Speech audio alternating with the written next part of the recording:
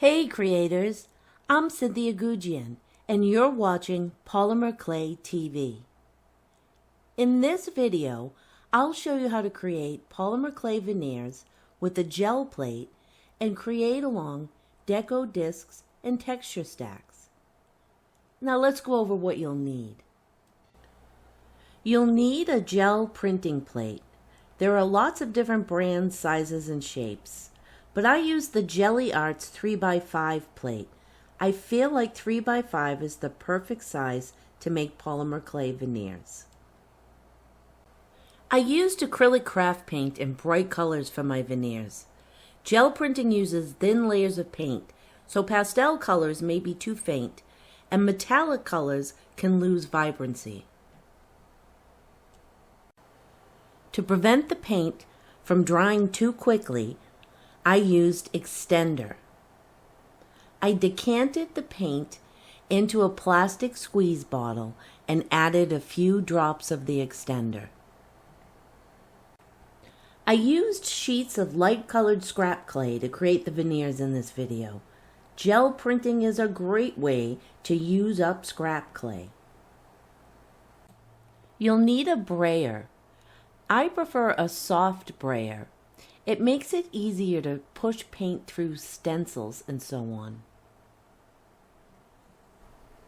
To keep paint from drying on your brayer, deco discs, texture stacks, and plate, you'll need a container of water and a spray bottle with water. You'll need a container with wet paper towels to clean your brayer between prints. You'll need plenty of dry paper towels and some scrap paper. You'll need tools to make marks in the paint. I used Create-Along's deco discs in Serbian Garden and Radiations. I also used the Mandela texture stack. If you'd like to embellish your prints, you can use punched paper shapes, stencils, and stamps with ink. I prefer StazOn ink.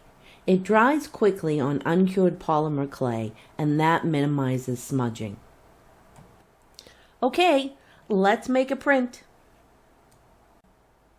Apply 2 or 3 different colors of paint to the gel plate.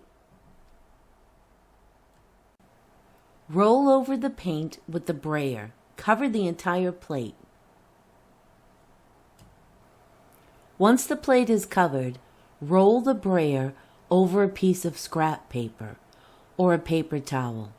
You can use the scrap paper in a mixed media project. Repeat this process until only a thin layer of paint remains on the plate.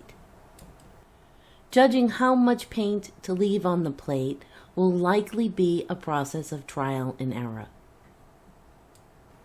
Just remember, too much paint results in a very blurry print, but too little paint can result in a faint print.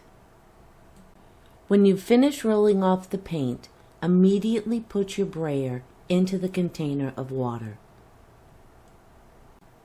Once you have a thin layer of paint on the plate, texture it. Here, I used one of the Radiation deco discs from Create-Along to texture the paint. Once you've finished texturing the plate, put the disc immediately into the container of water. You don't want paint to dry on it. Once the paint has been textured, place the clay directly on top of the gel plate. I like to use clay that's been rolled out at the thickest setting. It's a little bit easier to handle.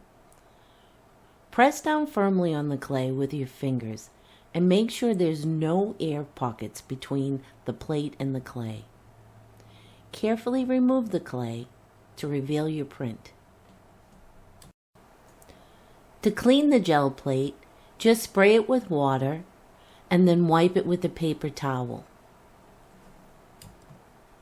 This will remove any residual paint, so you'll be ready for your next print. To clean the brayer, remove it from the container of water and roll it over the wet paper towels. Then roll it over some dry paper towels to completely remove any excess water. You can experiment with different color palettes and different textures. Here, I'm using a warm color palette and the Serbian Garden Deco discs to texture the paint. And here's the resulting print. In this example, I used the mandala texture stack to texture the paint. And here's the print that I got.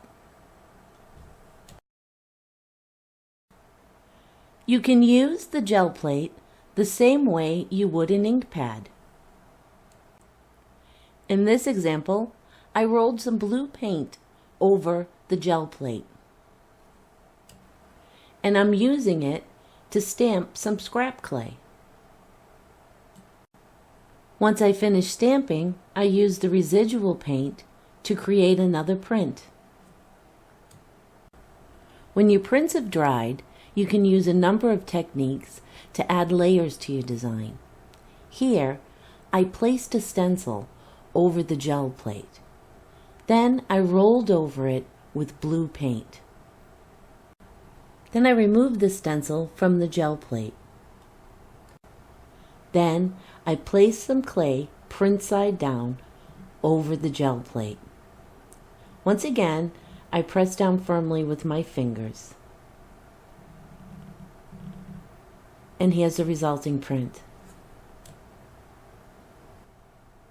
Here, I rolled some brown paint over the jelly plate, and then I placed some punched paper flowers right over that paint. I placed the clay, print side down, on top of the gel plate and pressed down firmly with my fingers. This technique produces kind of a batik effect.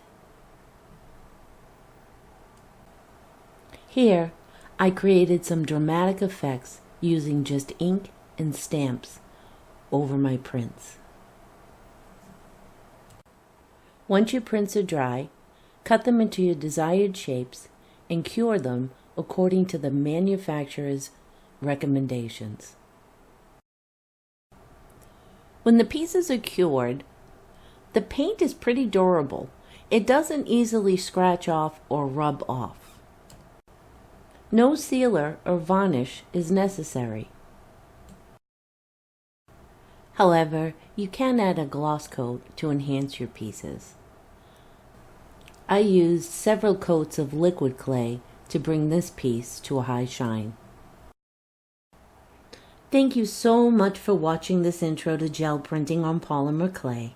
I've only just scratched the surface of this technique, but it's already proving to be so versatile and fun. Don't forget to subscribe, like, and share. And until next time, keep creating.